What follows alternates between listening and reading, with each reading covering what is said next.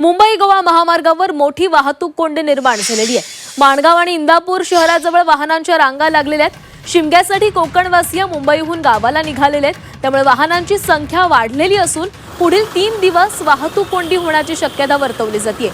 Police प्रशासनाकडून वाहतूक कोंडी सोडवण्यासाठी विशेष लक्ष दिले जात आहे। वाहतूक कोंडी सोडवण्यासाठी जिल्ह्यातील प्रमुख रहदारीच्या मार्गांवर मोठा पोलीस बंदोबस्त तैनात करण्यात आलाय। तर शिमग्यासाठी अनेक जण हे कोकणामध्ये जात आहेत, आपल्या गावी जात आहेत आणि त्याच दरम्यान आता ही मोठी वाहतूक कोंडी झालेली आहे। पुढील 3 दिवस अशीच वाहतूक कोंडी राहण्याची शक्यता देखील वर्तवली जाते।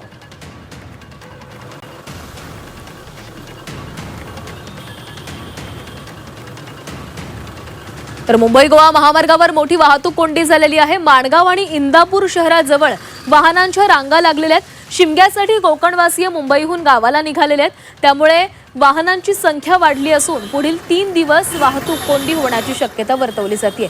पोलीस प्रशासनाकडून वाहतूक कोंडी सोडवण्यासाठी विशेष लक्ष दिले जाते। वाहतूक कोंडी सोडवण्यासाठी जिल्ह्यातील प्रमुख रहदारीच्या मार्गावर मोठा पोलीस बंदोबस्त तैनात करण्यात आलाय। तर दरवर्षी शिमग्यासाठी कोकणवासीय मुंबईहून मोठ्या संख्येने कोकणामध्ये आपल्या गावी जात असतात।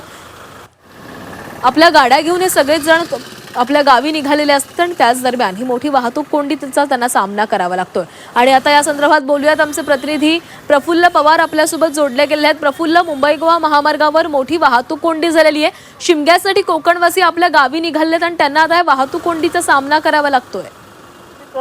मुंबई गोवा महामार्गावर सध्या तरी इंदापूर आणि माणगाव या ही जी नेहमीची वाहतूक कोंडीची ठिकाण आहेत त्या ठिकाणी वाहतूक कोंडी झालेली आहे। खरं तर चाकरमानीच नाही तर सलग 4 दिवस सुट्ट्या असल्यामुळे पर्यटक सुद्धा मोठ्या संख्येने आता कोकणात यायला निघाले आहेत। मंगळवारपर्यंत शासकीय कार्यालय असतील किंवा निमशासकीय कार्यालय असतील त्यांना सुट्ट्या आहेत आणि ही वाहतूक कोंडी होईल हे लक्षात घेऊन रायगड पोलिसांनी सुद्धा मोठ्या प्रमाणात बंदोबस्त केवळ मुंबई गोवा महामार्गावर नाही तर मुंबई पुणे एक्सप्रेसवे जुना हायवे असेल किंवा कर्जत खालापूर असेल तसेच अलिबाग वडखळ रस्ता असेल या ठिकाणी मोठ्या प्रमाणात वाहतूक पोलीस आणि स्थानिक पोलीस ठाण्याचे पोलीस कर्मचारी आणि अधिकारी तैनात करण्यात आले। तर त्यामुळे वाहतूक कोंडीला कुठेतरी आळा बसतोय असं वाटतं। मात्र आता आज संध्याकाळपासून पुन्हा एकदा वाहतूक कोंडी मोठ्या प्रमाणात होईल, कारण कोकणात जाणारे चाकरमानी आणि पर्यटक यांची संख्या आता वाढणार आहे। होळीच्या सणानिमित्त जाणारे जे चाकरमानी आहेत आणि त्यामुळे पोलिसांना आणखी विशेष दक्षता या संदर्भात घ्यावी लागणार आहे।